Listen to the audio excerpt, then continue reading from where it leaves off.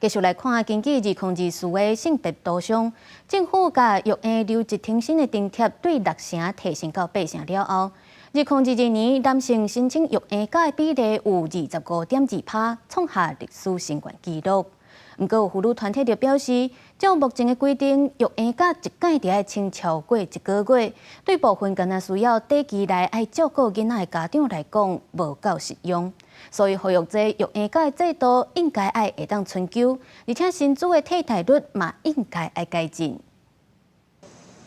趁天气较好，气温回升，带11个月大的查某囝到徛街附近散步晒日头。李先生原本伫科技公司工作，因为无想要错过查某囝成长，所以决定伫太太育婴流程结束了后，也得咧申请留伫厝内照顾囡仔。我认为，其实政府现在的补助对于维持一个家庭的生计是不够的，但是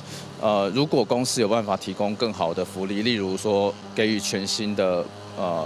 给付的话，是会很有帮助的。行政院发布2024年性别图像显示，政府伫2021年甲育婴留职停薪的津贴对6成提升到8成了后，2022年男性申请比例达到25.2%，比2020年的18.2%提升7个百分点，是历年来上悬的。这里面的成因可能蛮复杂。第一个是我们政府的政策有一些小小的改变，那再来就是可能当年有疫情上的影响，可能有停托的状况，他需要照顾小孩，所以他就趁那个时候就请了孕假。伫同性伴侣婚姻的部分，2019年5月开始同婚合法了后，到去年为止，同婚伴侣超过25000人完成登记，超过一半是女性。另外，伫女性参与决策部分，2024年1月第11届立法委员选举当选人女性占41.6%，甲2020年选举结果同款。而且国内近年来积极培育女性科研人才，和2021年女性研究人员占的比率达到23.1%。女性投入资讯通信科技的领域，也比其他国家悬是3.9到8.1个百分点。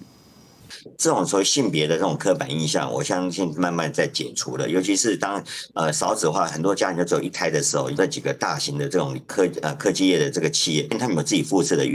托儿所，所以这种情况下，多多少少也会鼓励女性去投入这样的行业。不过，妇女团体也讲，虽然近年来男性育婴留职停薪的比例有慢慢提升的情形，不过即阵国内育婴假制度规定，1摆一定爱请1个月以上，对真侪家长来讲真无实用。要安怎让请假制度更加有春秋的所在，薪水替代率搁再提悬，让劳工会使更加安心饲养囡仔，拢是政府刷来应该思考的课题。记者综合报道。